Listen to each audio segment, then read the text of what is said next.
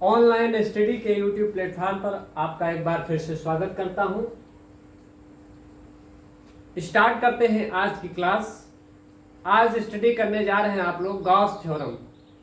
Gauss की प्रमेय क्या है? तो बच्चों, जर्मनी के वैज्ञानिक थे जिनका नाम था कार्ल फ्रेडरिक गाउस।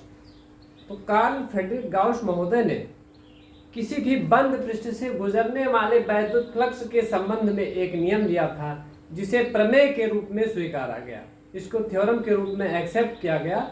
वही थ्योरम आप स्टडी करने जा रहे हैं। तो गॉस महोदय ने क्या कहा, आइए इसको देखते हैं।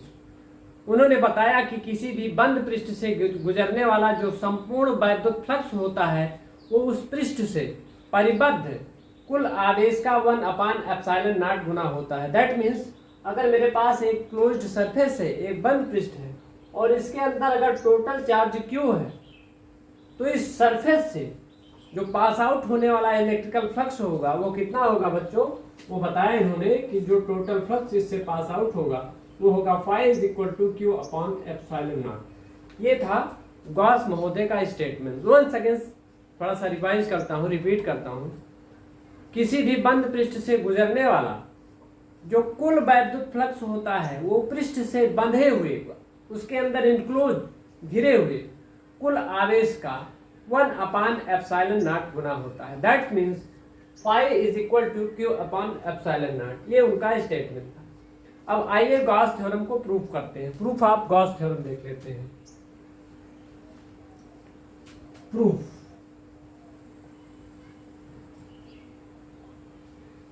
तो इसको कैसे प्रूव करेंगे बच्चों? आइए सबसे पहले क्या लेते हैं, एक क्लोज्ड सरफेस ले लेते हैं, एक बंद पृष्ठ की संकल्पना करते हैं। तो यहाँ पर मैंने क्या किया, एक थोड़ा सा सर्किल के रूप में, एक स्फीयर के रूप में मैंने क्लोज्ड सरफेस ले लिया है, एक बंद पृष्ठ कंसीडर कर लिया है।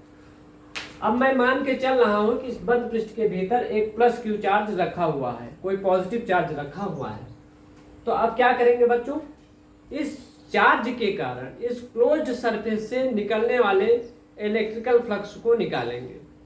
तो कैसे निकालेंगे? We know that very well, हम लोग जानते हैं अच्छी तरीके से बच्चों कि किसी भी वैद्युत आवेश के कारण जो वैद्युत क्षेत्र की तीव्रता होती है वो क्या होती है, आपको पढ़ाया जा चुका है। देखिए यहाँ पर क्या हो, यहाँ पर एक सरफेस आपको दिख रहा है।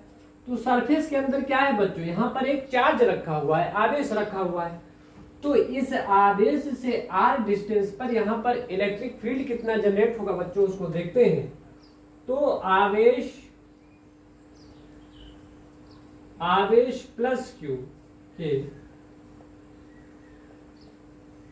कारण वैद्युत क्षेत्र की तीव्रता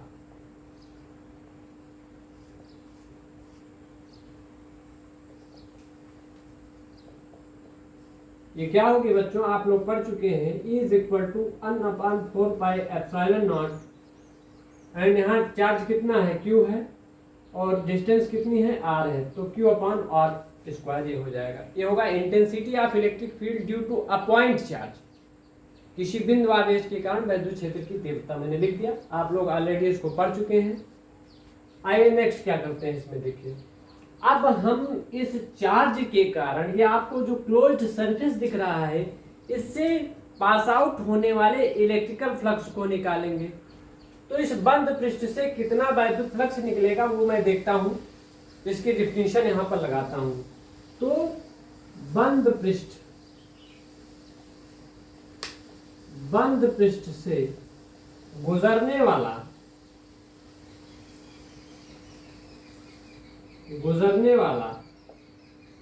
वैद्युत फ्लक्स,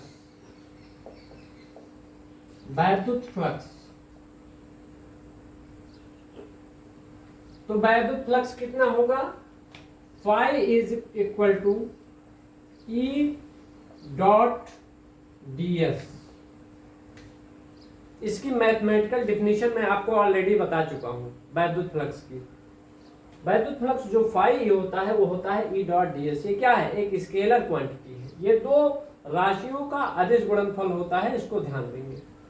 तो यहाँ पर देखिए E, अब तो इसको थोड़ा सा और हम जो है सिंप्लीफाई करते हैं, ये हो जाएगा E ds cos थीटा।